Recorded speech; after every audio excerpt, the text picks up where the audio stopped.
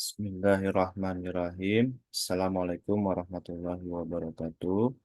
Selamat pagi, rekan-rekan mahasiswa semua. Selamat pagi, Bapak dosen Joko Suharyanto yang saya hormati, selaku dosen mata kuliah Pasar dan Lembaga Keuangan. Perkenalkan, nama saya Muhammad Fahri Juanda dari kelas MJ 201 dengan Prodi Manajemen. Hari ini saya ingin mempresentasikan terkait soal ujian tengah semester yang telah disubmit oleh Bapak Joko di LMS. Eh, di sini saya akan menjawab eh, terkait soal yang diberikan, yaitu jelaskan secara detail produk-produk atau jasa-jasa dari bank dan lembaga keuangan yang kekinian dan dimanfaatkan atau digunakan oleh masyarakat luas. Berikut adalah beberapa produk dan jasa kekinian dari bank dan lembaga keuangan yang banyak dimanfaatkan oleh masyarakat luas. Yang pertama yaitu satu, mobile banking dan internet banking. Yang kedua, e-wallet atau dompet elektronik. Yang ketiga, peer-to-peer atau disingkat P2P lending. Yang keempat, robo-advisor. Dan yang terakhir, yang kelima yaitu crowdfunding. Pada slide pertama yaitu eh, satu, mobile banking dan internet banking. Pengertiannya, mobile banking dan internet banking adalah layanan perbankan digital yang memungkinkan nasabah melakukan berbagai transaksi perbankan melalui perangkat mobile atau komputer tanpa harus ke kantor cabang. Fitur utama dari mobile banking dan internet banking yaitu eh, yang pertama, transfer dana antar rekening. Yang kedua, pembayaran tagihan, listrik, air, telepon. Yang ketiga, pembelian pulsa dan paket data. Yang keempat, informasi saldo dan mutasi rekening. Dan yang kelima, pembukaan deposito dan investasi. Nah, lalu manfaat dari mobile banking dan internet banking yaitu kemudahan akses 24/7. Maksudnya dalam seminggu kita bisa mengakses full selama 24 jam. Lalu menghemat waktu dan biaya transportasi, keamanan transaksi dengan fitur autentikasi ganda.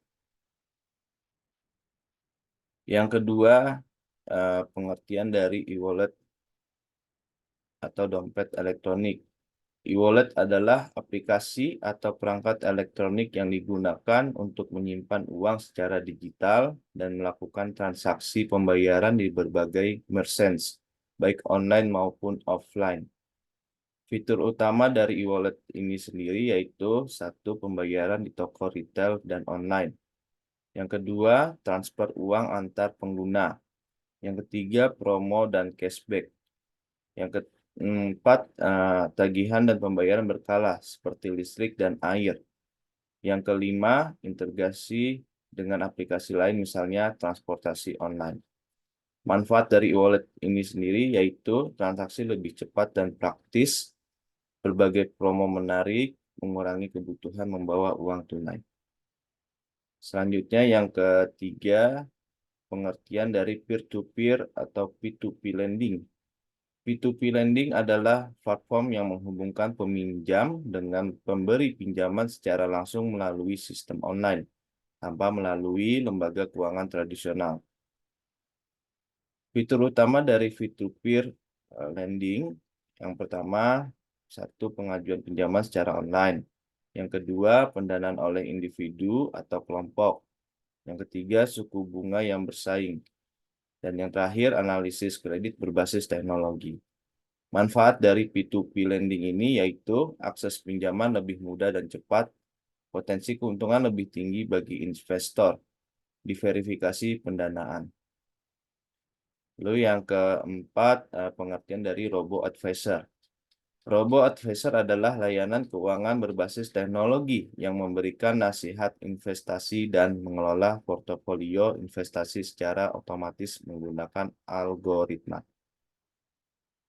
Fitur utama dari robo-advisor, yang pertama, penilaian risiko investasi.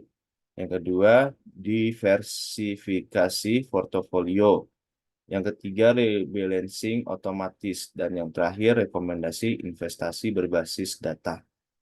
Manfaat dari robo-advisor yaitu biaya lebih rendah dibandingkan manajer investasi tradisional, kemudahan akses dan transparansi, keputusan investasi berbasis data yang akurat. Dan yang terakhir, ini adalah pengertian dari crowdfunding. Crowdfunding adalah metode penggalangan dana untuk proyek atau usaha dengan mengumpulkan kontribusi dari sejumlah besar orang melalui platform online. Fitur utama dari crowdfunding yang pertama, satu, penggalangan dana untuk proyek kreatif, usaha, dan amal. Yang kedua, platform online yang menjangkau banyak orang. Dan yang terakhir, berbagai modal. Bisa reward based, equity based, atau donation based. Manfaat dari crowdfunding yaitu akses modal yang lebih mudah untuk pengusaha dan kreator.